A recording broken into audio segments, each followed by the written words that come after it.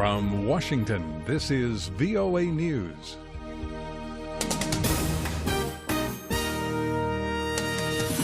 I'm David Forrest reporting thousands of Islamic State fighters are dead in less than a year. Deputy U.S. Secretary of State Antony Blinken says military operations against the Islamic State group has killed more than 10,000 militants in less than a year.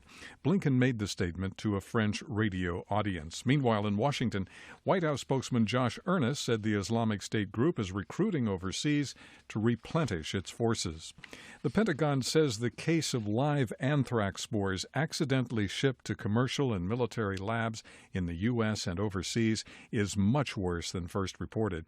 An initial review says 51 labs in 17 U.S. states, Washington, D.C., and 3 foreign countries, Australia, Canada, and South Korea, may have received the potentially dangerous shipments. Commander Franca Jones stressed there is no danger to the general public. We believe that the risk is zero for the general public, as well as for the people who have handled this box. There was a battle Wednesday outside a main separatist stronghold in eastern Ukraine. The fighting left more than a dozen people dead and threatened to push the country into a full-blown civil war. Each side blamed the other for the new violence. Ukrainian officials say the battle began near Donetsk when about 1,000 pro-Russian rebels launched an attack just west of the city. A human rights group says more than 1,000 Nigerians have been killed as a result of the government campaign to stamp out the insurgent group Boko Haram.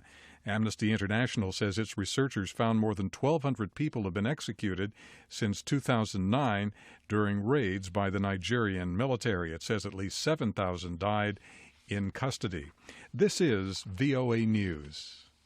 Experts at the U.S. Central Bank say the U.S. economy started growing again in April and May after shrinking slightly in the first few months of the year. Wednesday's assessment comes from a survey of businesses across the nation. Greek Prime Minister Alexis Tsipras is in Brussels to plead for new aid from his country's creditors. Greece is running out of money and facing a series of loan payments due the International Monetary Fund. Court records unsealed in the United States Wednesday reveal a former executive committee member of football's global body FIFA has admitted to accepting bribes. Charles Blazer, a U.S. citizen, pleaded guilty to 10 criminal counts in New York as part of an agreement with U.S. prosecutors, according to the partially redacted transcript of the hearing. The admitted bribes were received in connection with the 1998 and 2010 World Cups. Burundi has postponed a parliamentary election that was scheduled for Friday. No word about the presidential election set for later this month.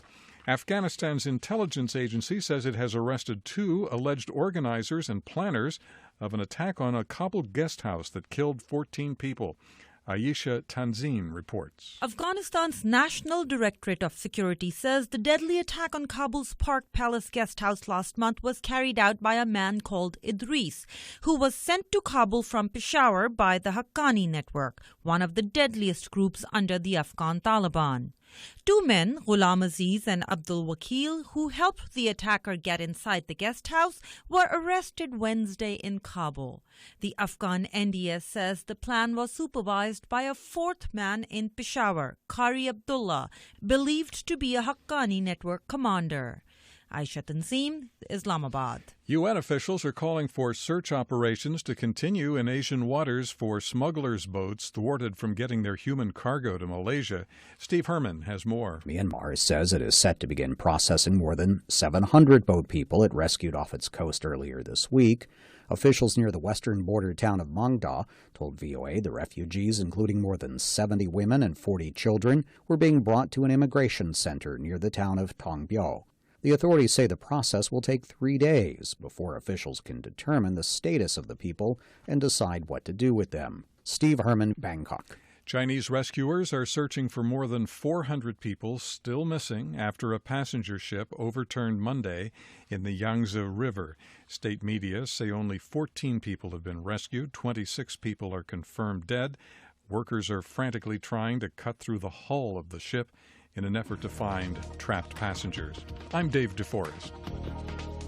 That's the latest world news from VOA.